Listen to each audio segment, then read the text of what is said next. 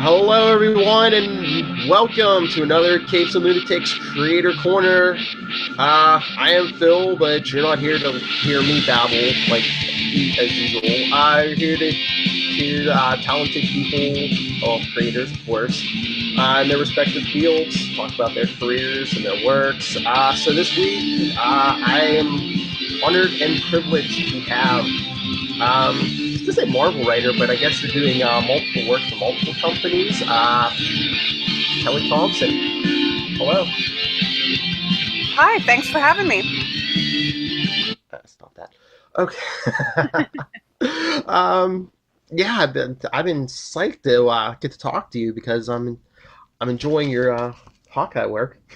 Thank you. Thank you. I'm really proud of that work. I have an incredible team, and I couldn't really do it without them. I think Hawkeye is like a perfect example of, how comics get made and what makes them good. I mean, I like to think I'm doing some really good work, but none of it would matter without, Leonardo Romero, our colorist Jordi Belair, Michael Walsh has done our couple alternating arcs that haven't had Leo on it. Sana Amanat, our editor, and Charles Beecham, like amazing people. Joe Sabino, the letterist, our covers by Julian Totino Tedesco. Like it's a synergy of comics that is probably going to hurt me later in life because I sort of lucked into a really perfect team on a perfect book, and that doesn't always happen. And when you luck into that, it then gets harder, I think, to accept when it doesn't work out that way. Yeah, I mean, before I throw all the praise on you, yeah, the interior, I love the art, but and these covers. I mean, most of these covers could be like posters. I love like all the captions on each Yeah, cover we and everything. And we did that sort of pulpy detective noir thing. Not everyone gets it, but those who get it love it extra hard. And Julian is just so good. They're just so beautiful. oh yeah, later on after I'm done with my questions, I'll ask you some questions I got from Twitter, and I'll let you decide who should win that copy of Hawkeye #1. Oh wow, too much pressure. All right. I usually start when ask anyone. When did you know you were a writer? When was the first? It was as a child, or I knew I wanted to write as a child, but it wasn't so much that I just wanted to write because, and maybe a lot of kids do this, I don't know, but my first memory of writing and creating anything was not just writing. I was writing these little mermaid stories about these mermaid sisters, and I don't know, I was living in Colorado at the time, so I had to be 6, but I couldn't have been older than 8, I don't think. And I was not only writing these stories about mermaids, but I was making books. I was like doing construction paper covers, and I was like cutting out a die cut circle in the construction paper to have like a drawing inside. So it wasn't just wanting to write, it was wanting to create a thing, and share yes. that thing and have that thing. And in 4th grade, we had to put what we dream of being on a t-shirt for some kind of presentation, and I wrote author. So I wanted to do it from very young. I don't know when I thought I could do it. I don't know if I still think I could do it. I think it's a lifelong question for most writers, probably, about if you're good at it, what you're capable of, what you're bringing that someone else can't do. Like, it's just, these are the existential questions that keep you up at night. Oh, trust me, you're doing it. The one reason I don't like you right now is because I picked up this book, and I'm always picking up too many comics as it is, and I picked yours up, and I was just like, oh crap, this is good. Now I'm gonna have to start buying this too. You hooked me. We are glad to have your money. Thank you. Oh, no problem. Hey, when it's quality, I don't mind shelling out. Then it just I just get yelled at. But anyway, so have you been in the comics for a long time, or is it a more recent thing? As it like, uh, have you been a fan? No, I've been a fan for a long time. I may have to step away and stop my cat from playing with the loudest toy he has that he never plays with, but he has now decided is the perfect time to play with it. Um, I found comics. I mean, in truth, really, Archie comics were the first things I was reading as a kid. But there was definitely there was a disconnect for me between Archie comics, which were digests that I would beg my mom for in the grocery store line, and sort of monthly floppies that sort of came to be the thing I wanted, you know? Mm-hmm. I just didn't really understand as a kid that Archies were part of this larger thing and what that meant, you know, stuff like that. So there was sort of two levels. I'm sorry, I gotta make him be quiet. Hold on. So there were sort of two levels to that.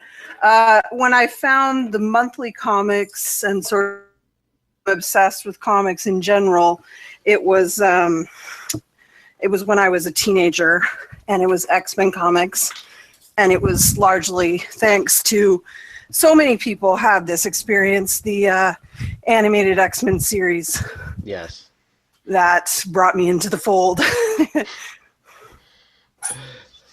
Yeah, that's been a big topic lately with people I've been talking to. I mean, it seems like those '90s cartoons had a lot of impact on people. The X-Men stuff, the Batman the animated series, like all that's like Spider-Man, all that stuff. It seems like people, even if they had already been in the comics, like it was like a big thing for people. Yeah, I think it was a big generational thing, and you're seeing a lot of that right now from people of a certain age, kind of, who are either have finally sort of made it into creating comics, or, you know, who are just big fans, who are people who are critics of comics and media.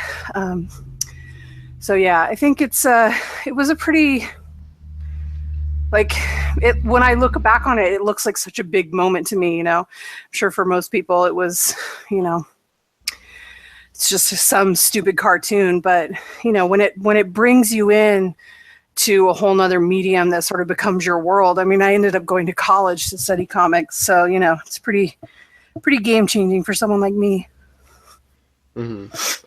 All right. Well, I wanted to ask you about the book. All right, my big question. Kate Bishop.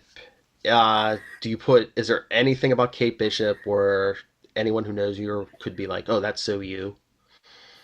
No. No? No, Just, Kate's way better. Kate's way better than I am. I mean, you know, there's something of myself in all my characters. I mean, finding that voice for them, and mhm, especially finding sort of that sense of humor, and that what makes them tick, what makes them laugh. I mean, I obviously think Kate's very funny, and some of that is me, mhm, but very little of it. She's very different than I am. She's a super go-getter in life. She's sort of very optimistic. She sort of never gives up. None of these are qualities with which I would describe myself. I think Jordy has said, maybe the liking the donuts and tacos and things, maybe that's me. I think Jordy said the bits about needing to put more caffeine in, or what happens. We don't know what happens to Kate if she runs out of caffeine. I think Jordy said that was me writing about her personally. So, you know. Okay. So that's not you scanning a room like every time you walk into a room, be like, oh, overpriced dress. I wish I was that clever. Um, all right. Oh, and besides the regular issues, the Generations issue was really good. Wanted to ask you what do you think? What's the big difference or differences between Kate and Clint Barton? I mean, I think they've got I think their differences are so many, right? They have Hmm. totally different sort of life experiences, and they sort of look at life a little differently, and you know, and especially because Clint's quite a bit older than Kate, you know, it's Hmm. unfair in some ways to compare them. I think Kate you know, is more together than Clint, although less so than people might think. I think Kate at Clint's age will be more different. You know what I mean? Like they some of the similarities they share about sort of not having their lives together or sort of living in a bit of chaos. I think Kate's the kind of character who is going to sort of get control of that more as she grows older, whereas Clint has sort of struggled with that. But I think it's sort of their similarities that interest me more. You know, the things that on the surface don't seem like they're similar about them, but that actually are. You know, they've got some sort of Hawkeye qualities, or they've got some qualities that I think have become sort of quintessentially Hawkeye just by nature of them sharing them. Like, you know, they sort of never give up. They're always sort of super overpowered in a room, but they survive anyway. You know, all these sort of things sort of feel very Hawkeye, and I think that's because both Kate and Clint have them, and so it's really helped define what being a Hawkeye means and who those characters are, you know? Yeah, I love like the relationship between them because like I'll be online and I'll see there's like people who like try to ship them and I'm just like no, I'm like this is like a older brother younger sister relationship more than anything. Yeah, I'm Just definitely not here for the shipping of Clint and no. Kate. Not at all. No. You know, I think that, you know, I understand a lot of shipping, especially shipping for more LGBT relationships, which we just don't see enough of. And so people really Yes.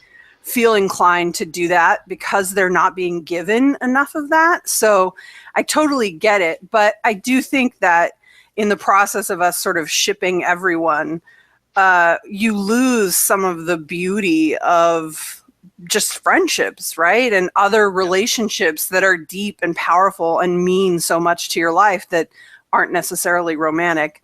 So while I understand why and how we got to the shipping situation, and I especially understand it for people whose relationships aren't represented in canon enough, I do think we sort of, like, there's so much power in a best friendship or a mentorship or, you know, all a brother-sister relationship. Like, it's so great. I want to see more of that stuff, you know? But listen, people are going to ship who they're going to ship. What can you do? hmm Yeah. Excellent point. I know. I know you can't give anything away, but we're gonna see more of the two of them together during Marvel Legacy, right? Yes, yes. So I think I just did an interview about this the other day, so I think I can talk about it a little bit. Clint will be coming to, he'll actually be showing up in issue 12, which is the, just at the end of it, which is the Wolverine and Gabby teaming up with Kate on a case. Mm. And so he'll show up at the end of that, and it's sort of both of them reaching out to each other, realizing they need their help with something. For Kate, I think especially with the stuff that happened in Generations, it was sort of a reminder to her of Clint's really good at a lot of things, and he might be able to help you with this, and he's family, you know? Excuse me, I'm sorry. And for Clint, he's sort of on the run and out of pocket and needing some help. And Kate is the most capable person he knows a lot of the time. So it's only natural to come to her. And he also thinks he sort of needs a detective. Whether he needs a detective or not is a little suspect, but that's what he thinks. hmm Um, but you're talking about the but them and the other team up and just I love the Jessica Jones team up we had. What issue is that? Was it It's 5 and five? 6, I Yeah, think. yeah. Yeah. Because I read the first couple in a trade, so it was hard to remember. But yeah, I love that Jessica Jones team up, and um, I mean, it was great. But like when you write like a Jessica Jones, do you have to like consult with like Brian Michael Bendis who writes her book and the Defenders book, or do you get notes from like the Netflix, like the TV people? Not from the TV people. I mean, I think there's definitely, I mean, first of all, I just try to be cognizant of Jessica. I love that character. And hmm I tried to be cognizant of both what was going on in her book and what I feel the character is and staying true to the character, especially since she's got an ongoing book written by Brian. I didn't end up talking to him directly about that she was starring in our book, that's something most of the time. I mean, sometimes you'll talk to the other writer about it, especially if you're good friends, I suppose you might. But, a lot of that gets handled with the editors. They Okay. sort of coordinate amongst themselves to make sure there isn't anything contradicting other books that are being made and other storylines that are happening. I'm so sorry. It's okay. Swallowed something wrong. But yeah, speaking of other media, I was thinking about this. We need live action Kate. Uh, I don't know what would be better, like a Netflix series where you can really go into her backstory, or I saw a rumor recently where they're saying Clint Barton might be taking on the identity of Ronan in the movies. So I was like, oh, I can bring in Kate. I mean, listen, nobody would love to see Kate more in either of those situations than me. I think we all need more Kate Bishop in our life. Yes. When our series first debuted, I saw a lot of people talking about how it would be a perfect Netflix series, and I totally agree. I think the only problem is it seems unlikely that they're going to have another detective, female Marvel detective show. When they've got Jessica Jones, they would obviously be very different shows. I mean, Kate has a totally different tone than a Jessica Jones show does, but I just think there's probably too many similarities there. But that's something I would love to be wrong about. I think that, when I was pitching this at first, it was sort of a Veronica Mars with superheroes kind of thing. And I think it translates perfectly to television. The detective format is a time-honored, tradition of serial TV because it works so well for the format. Like, you set up a mystery and you solve that mystery and you do these great character things along the way. And so, it would be great. I would love it. Yeah. I mean, even if they just like put her in a couple episodes of Jessica Jones and hey, writers or whoever, producers, get Kelly to throw you some ideas and. Yeah, I'd like to write that show, please. I have some spec scripts. I'm happy to share them with you. I have said that to other creators. I'm like, I don't understand when they're doing movies and TV shows why they don't bring in people who are writing these characters, at least even for a day or two, and be like, hey, throw us some ideas. And I mean, I don't know. Perhaps they don't want to give their ideas away. I mean, I don't know really how it works. I feel like I would like to see more comic book writers get to try their hand at other media, because certainly, especially because there's a lot more money in those other medias. But I don't really know how the process works, and not everyone who can do comics can do those other things or wants to do them. So, I think every situation is different. Every situation has its own, sort of parameters to it. And they do. I mean, people do sometimes make that transition, in Marvel and otherwise. You see a lot of people who are being involved. You even see people, Wonder Woman, for example, there were a ton of creators name checked at the end of those credits. Were they just thanking those people because they did great Wonder Woman stories, or were some of them getting to be involved in processes? You never know. So it really, there doesn't seem to be any hard and fast rules. see, that's why we need more female characters. I mean, I don't know. Some people over in that company thought Wonder Woman was going to do good, and then meanwhile it was like their best movie. I mean, I just saw the trailer for Red Sparrow the other day, and I can't even tell you how angry I am. That's not called Black Widow. It looks just like a Black Widow movie. I mean, it looks great. I'm excited to give it my money, but if it's successful, I hope it will remind Marvel, to make sure and explore these options. Like, I just wonder if maybe they aren't doing a Black Widow solo movie just because they're like, oh, we're gonna have to pay Scarlett Johansson a ton of money. I mean, can that really be the problem, though? I know it's not like I they mean, don't have the money, but yeah. well, but not only that, like surely her salary. I mean, given the way the caps are for actresses in Hollywood, I'm sure she wouldn't make more than a Hemsworth or a Pratt or a Downey Jr. Like I'm sure it's Oh, well, Downey Jr. comparable. I'm Downey Jr. They throw him in a bank or Right, and like I get that there's a trade off there. Like a Black Widow movie maybe doesn't have the same numbers or budget. It's not the same type of story. So but you probably don't have to throw the same numbers at it. For a cool spy story that you have to like throw to Iron Man, which is a ton of tech and everything. So I don't know. It just seems crazy to me that you wouldn't do it, that you wouldn't be putting a ton of resources behind making it happen. I'm super glad that Captain Marvel is on the docket because, we end up in this weird thing where we keep having these really cool female characters, but that they don't have very clear power sets, like Jessica Jones. That show, I love that show. It's my favorite Netflix show. It's one of my favorite TV shows of all time. And I really like the way they deal with her power set. It's very subtle, her not wanting to be a hero. It's all really great stuff. But, you've got her and then you've got Black Widow. Black Widow is a complete badass, but, is she jumping around on things the way, a Hemsworth gets to or whatever, right? No, it's different. So it's going to be really exciting to see Captain Marvel, at flying around and punching things into the sun and, doing that kind of thing. So I'm pumped for that. But I think a good Black Widow movie would be worth its weight in gold. So I guess we'll see how Red Sparrow does. Yes.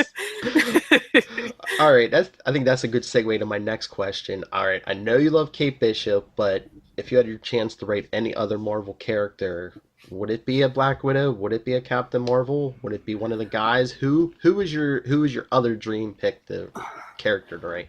Well, there are a lot of male characters I'd like to get my hands on, if only because it gets frustrating to be pigeonholed into people thinking you can only do one thing. I think I can write either just fine. So there's an element of that, but when I do pitches and when I think about the projects that I want to do the most, 9 times out of 10, they heavily feature or are female characters. And I think that's because there are so many great ones out there that are so underutilized. And so it's really easy to look at the board and be like, oh, they're not being used and they're not being used and they're not being, oh, I have all these ideas for all of them. So, Rogue is probably my favorite character at Marvel, since I was a teenager and still now. So I'm dying to get my hands on Rogue. Like a single solo book, Black Widow would definitely be up there for me. Black Widow would be a really interesting book for me, which would present a lot of challenge. Although I'm getting to do this a little bit with Captain Phasma, but a lot of that book working relies on her charm and wit as a character. And I don't think that's a weakness. I think it's fantastic, but I can lean on that pretty hard. Once I find that voice, I can lean into that. It's almost like a crutch, right? So Black Widow requires a lot of the same things that a Kate Bishop book does, in the sense that it tends to be a more ground street level character, right? But she's super laconic. Like, she's not going to be someone who's got like a witty, funny interior narration. So I love that my cats have found all the loudest toys. I'm so sorry. That's okay. I took a bunch away and they're like, oh, but what about this one we haven't played with in a month? Anyway, so writing someone like Black Widow would be a real challenge. It's a little bit like what's happening in Phasma, where we sort of don't have narration and she's a very like restrained character. So I think I could do it, and I would really like to try my hand at that. I have a lot of cool ideas for her too. So Yeah, Kate proves it. You can write the funny. I'd love to see you write something Spider-Man. I actually sort of had an opportunity with Spider-Man, and I had to pass it up. It's sort of a complicated thing. It's, there's a lot of minutia to why it didn't work out ultimately, but I do hope we'll get another shot at Spider-Man someday. I think he and Kate actually share a lot of qualities, which I think is sort of why I was considered for it, and why it would be interesting. I mean, they do have that same sort of constant internal narration that's sort of like fun and up, and they're sort of Spider-Man's obviously a lot more quote unquote powered than Kate, but they also have that sort of urban street elements to the way they fight and how they're seen in that environment. Or I mean, would you want to tackle like a Deadpool? I mean, you could go crazy over there. I would love to do Deadpool, because I don't think I'm personally that funny, but I think I am pretty good at finding a character's voice and like making it funny. And I love the joke element of comics. Mm-hmm. So I'd love to prove to people, oh, look how funny I am with my Deadpool comics. So yeah, I would love to try that. I think, Deadpool has the benefit of a lot of interesting, cool things are being done with him by a lot of interesting, cool people. So, he's in pretty good hands. Most of these books are, to be honest. Yeah, I mean, every time I get a chance, like if someone was going to give me a chance to do Black Widow, it's like, oh, do I have to do it right after that Chris Samney, Mark Waid, like so good? Like, can we just have a really bad Black Widow volume and then I'll come in and do it? Because it's the same thing with the Fraction stuff. It's like, it's impossible not to be compared with that stuff. And I think those are some of the best superhero comics that have ever been made. So I don't want to be compared to those. I mean, you're doing a good job with this book, and this Hawkeye book's a little different because you really haven't had Clint Barton up to this point, so... Yeah, no, it's definitely, I do feel like the pressure's a little bit on for the legacy arc, starting with 13, with Clint in the book. Like, what changes about our book and what stays the same, and is it even going to be compared with the Fraction stuff even more? I feel some resurgence of confidence because people really responded to Hawkeye Generations. They really thought I got the voices overall and the chemistry, and they responded to that stuff. So I feel like that's good, but Hawkeye Generations is a very different book than Hawkeye will be. It had a different artist. It had a totally different directive. It was Clint in another time. So it's not a 1-for-1, but it did give me a boost of confidence that people dug it. So, well, let me just say, you must be doing a great job. I think you're doing a great job, and I asked for questions on Twitter, and I got the best response I've ever gotten when I've done it. Oh, that's nice. So, people are digging it. Good. I'm glad. All right, let's jump into the questions. All right, question 1. Ruben Gonzalez on Twitter asked, what is your Batman story? Oh, man. I mean, I'm not going to tell you what my Batman story is. No, I'll tell you I do have one, like every comic writer worth their salt. I also have a really cool thing called the Bat that I'm hoping someday someone will let me do at DC Comics, but so far it's not looking good. Oh. Well, no, I just mean, they're not... I haven't had many opportunities to work with DC yet, so it just seems pretty far off. Hey, I think you're such a great writer. I would love to see you work on my favorite DC character, Nightwing. Oh, Nightwing is the best. I love Nightwing. Oh, yeah. I mean, you could bring humor to that. I mean, you bring Batman, you can bring humor. Yeah, I mean, Batman's a little bit like the Black Widow thing, right? Of like, yeah, it's a different sort of tone. But there's still room for humor in that. I mean, I feel like if you can get a good laugh in a Batman book, it's worth 10 times the laughs in any other book, right? Because it's more rare and precious. Mm-hmm. All right. Let's see. Second question. What is this? Chris E17. This one that confused me. Says, what young Avenger deserves a solo series? I'm like, don't we have it right now? Yeah, I mean, we've got America and Kate have solo series.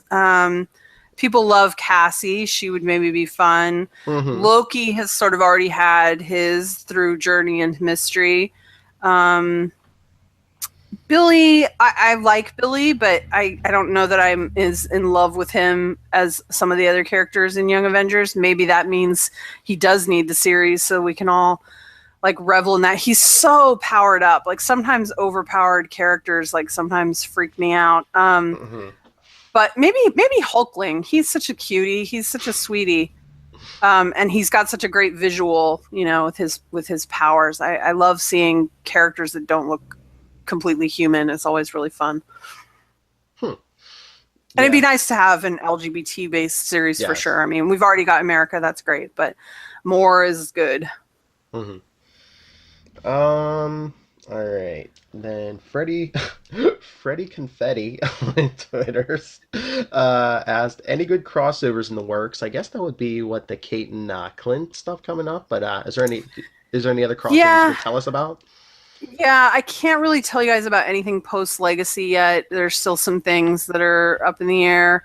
I mean, I think none of them are really crossovers because it's not like we're crossing over with another book. We just have got really cool guest stars. I mean, the Gabby and Wolverine, and also Jonathan the Wolverine showing up in Hawkeye 12, I think is going to be really great. And then this legacy arc for Clint, I think will be good. But I can't, I can't really speak to past legacy yet, unfortunately.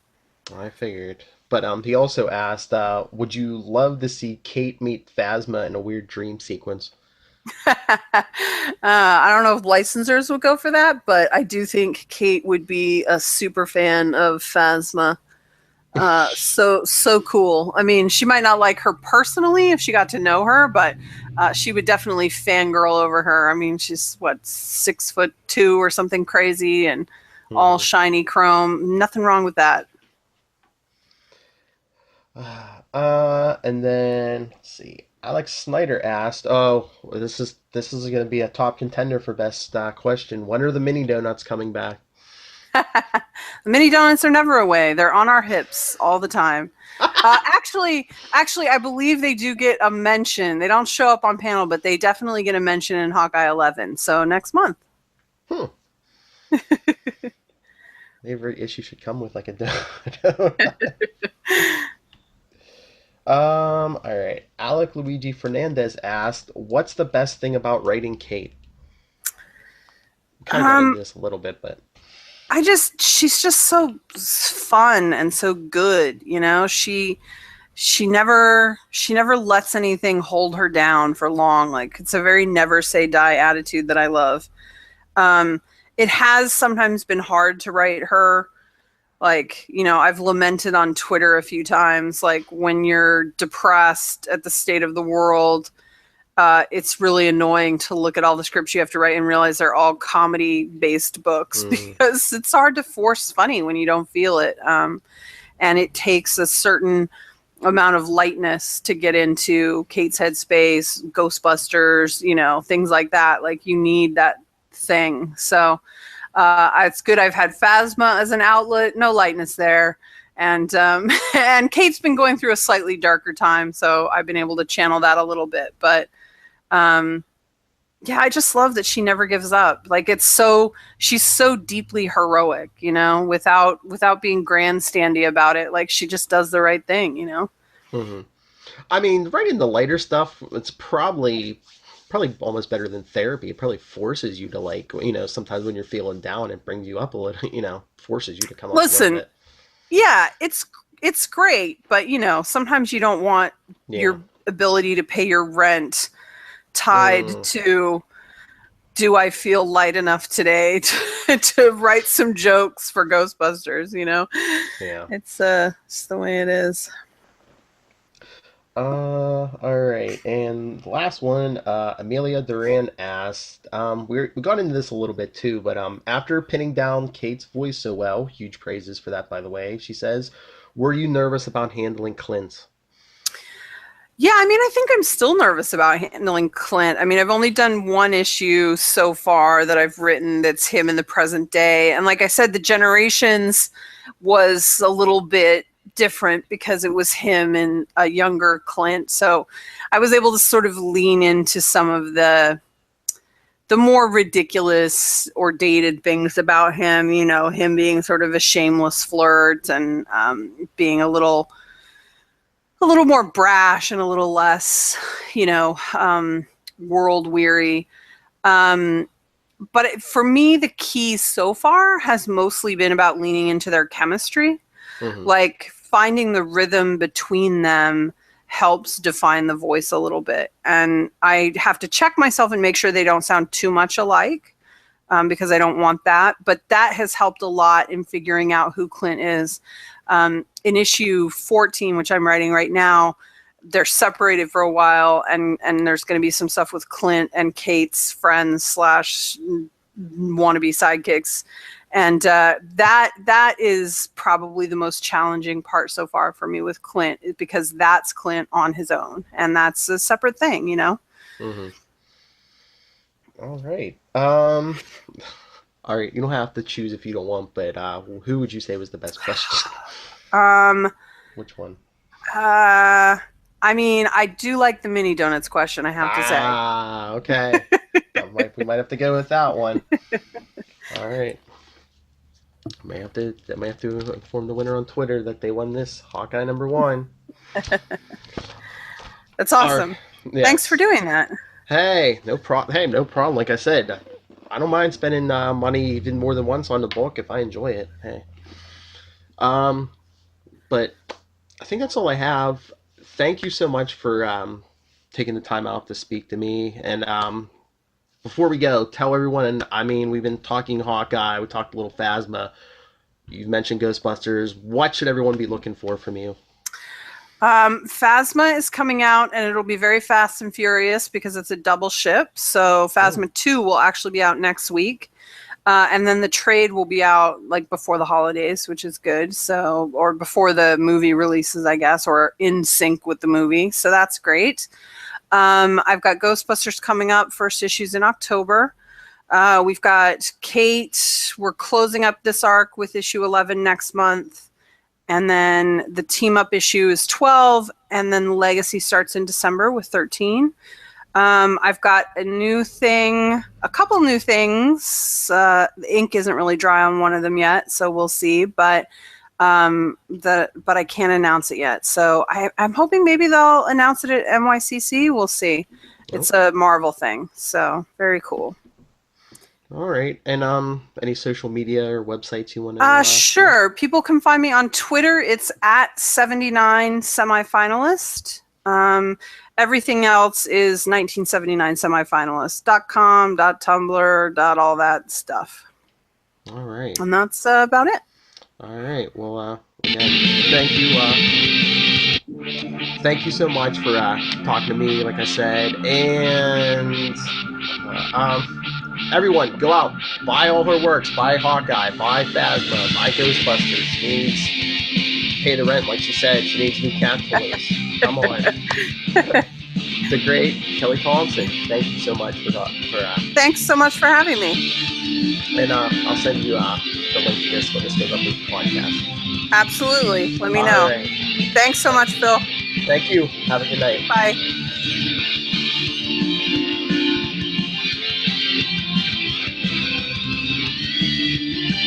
All right, everyone. The great Kelly Thompson. And if you are a creator, Marvel, DC, even an indie publisher, please get a hold of me, nightwingpvp@gmail.com, and on Twitter I am at nightwingpvp. It's Lunatics. Would love to talk to you. Until next time, this is Bill Creator for It's Lunatics Creator Corner. Good night.